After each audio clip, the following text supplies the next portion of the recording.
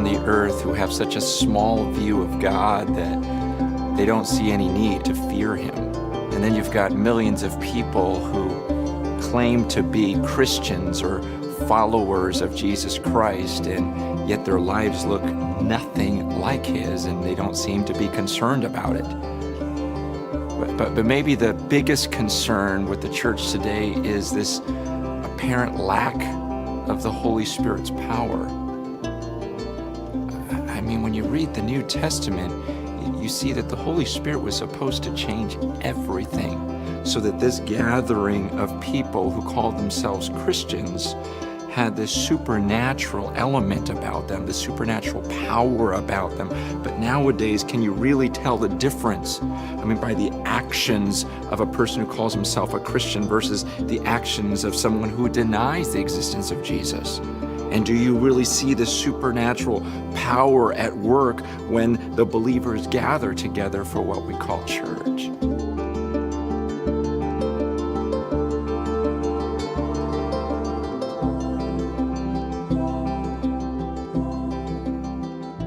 When Jesus was on the earth, he was getting ready to die. He was getting ready to leave, and he gathers his disciples together, and they're kind of freaking out about this because they're going, wait, Jesus, you're going to leave the earth?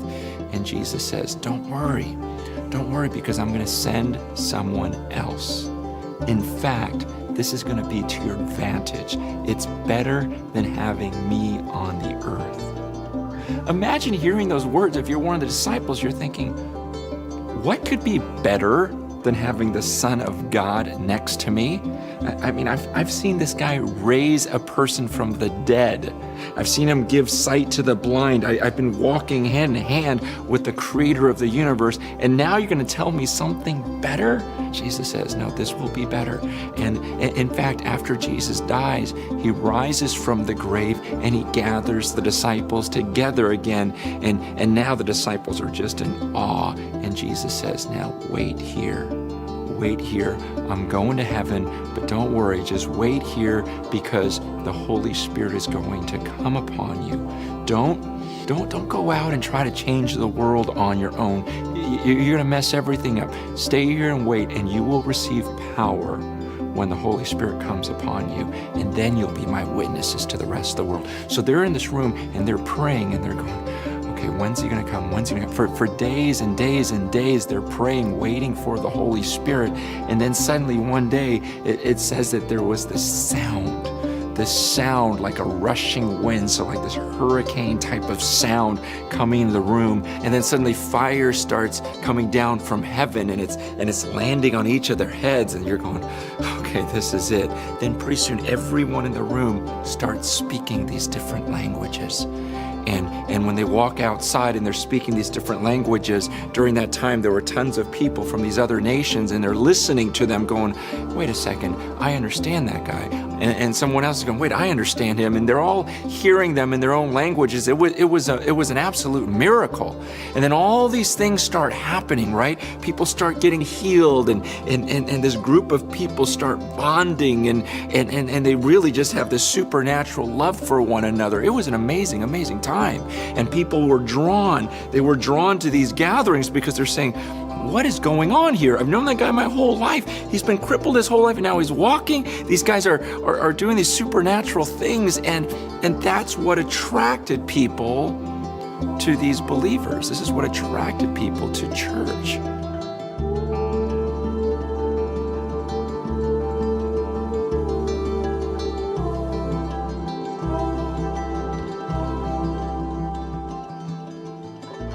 Now jump forward a couple thousand years.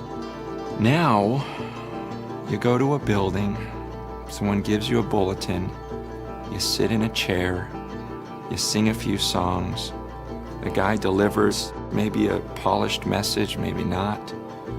Someone sings a solo, you go home. Isn't it the same Holy Spirit that's supposed to be available to us today?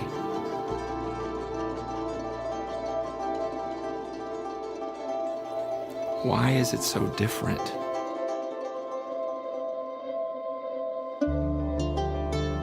I heard one person say the church nowadays is neither super nor natural. everything's very predictable and everything is expected. You plan, and there's a truth to that. I mean, I feel bad about it, but being around the church culture and even leading a gathering of believers, I've gotten pretty good at predicting what's going to happen in a church service. I can tell you, you know what, hey, this message is going to be a pretty good one. I think most people like it, or actually some people are going to have a problem with this. I'm going to get a lot of emails, oh, the band's going to sing this song, and at the end, they get it all ramped up, and the guitar makes this sound, and everyone's going to just start, just clapping, applauding right here, or I'll go, oh gosh, she's singing the solo today. I don't think it's me that great. It's everything so predictable. Was that the way it was supposed to happen when Jesus says, no, there's a power.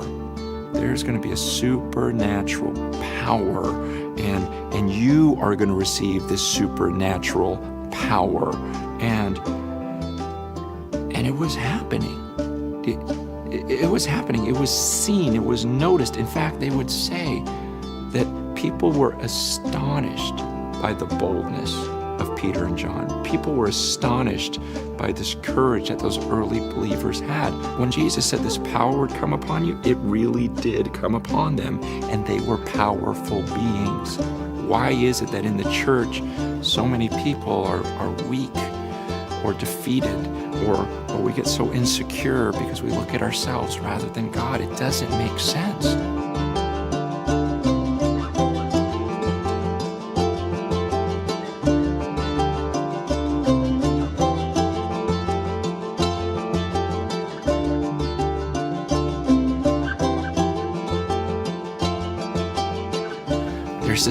There's this guy in our church. He's really strong. I mean, really strong. Like, he's the strongest guy on earth. Literally, like ESPN did a thing on him where he's the strongest man on earth. He bench presses over 1,000 pounds. I mean, this guy is just thick. And I remember when we baptized him, the guys had to turn him sideways, and it's just, he's huge. But what's crazier is his wife. His wife bench presses over 400 pounds. Okay, so imagine this couple. Okay, what if you saw this couple, and I don't even know what their kids look like, but could you imagine what their kids are like? I mean, wouldn't it be weird if their kids were all scrawny and like, hi? It would be like, are you kidding me? Your dad benches 1,000, your mom benches 400, and you're all scrawny. And man, I feel like that's what happens in the church. We believe in this almighty and just intense being, all powerful. And then he puts this spirit of power in us, and our response is, hi, welcome to church. Here's your bulletin. We'll get you out in an hour. Come back next week. I mean, really? Is that all God intended for us? And listen, I get insecure if I look at myself. If I think, I have to move these people. I got to try and change these people's lives. And I get scared. I look at the world, and people are so anti-God and so anti the morals he's called us to, that sometimes I think to myself, okay, how am I going to change the mindset of all of these people? But that's the point. God says, you don't have to do that. That's why I'm sending my Holy Spirit. He's going to convict the world. When he comes, he's going to convict the world of their sin. People are going to know that there's going to be a judgment. It's about his power. See, Jesus told his disciples, he goes, I am going to build my church, and the gates of hell aren't going to stop this thing.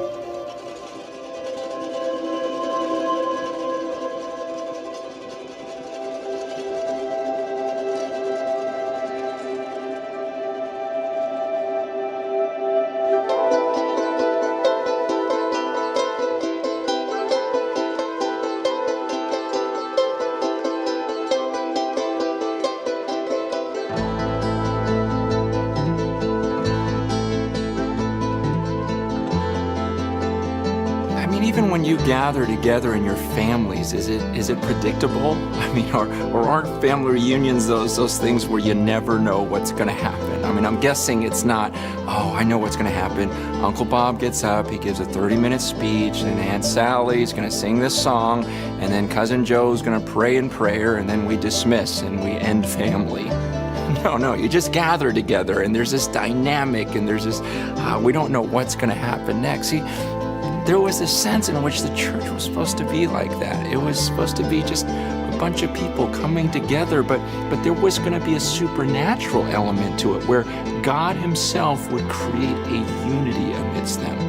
They would be so tight, they would be so bonded together that the world would look and go, wow, how do they all join together like that? Because typically a bunch of people can't get in a room and get along. But there would be this harmony. Why? Because they were all following the same Spirit.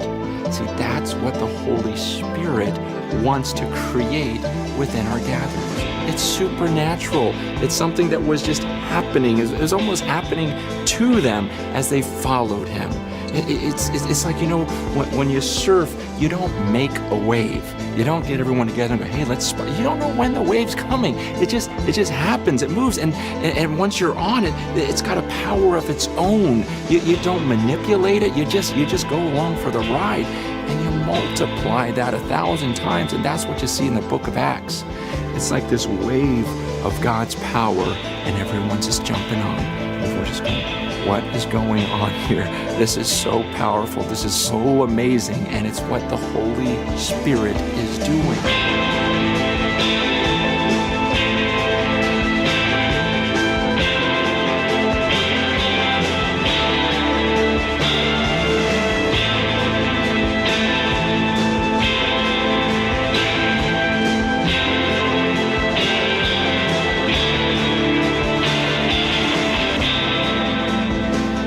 See, this is what God wants today.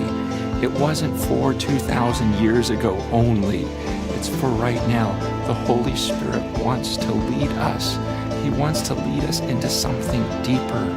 But do you believe it? I mean, honestly, do you even think it's possible today?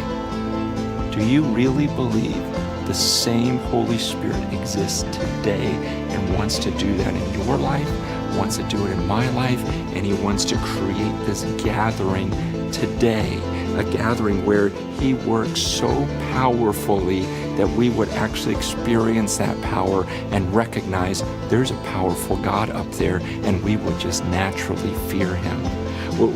Doesn't your soul long for this gathering of people where the Holy Spirit leads us into the ways of Jesus, and as we follow the ways of Jesus, we find new life and a new excitement to our existence? And don't you want it? Does everything in you scream wanting to be a part of something supernatural? That you know the Holy Spirit is leading, and he creates this unity amidst this body of followers of Jesus.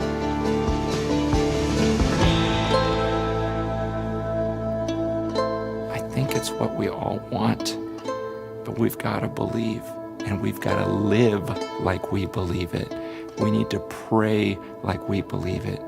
I mean, what would the church look like today if we really stopped taking control of it and let the Holy Spirit lead?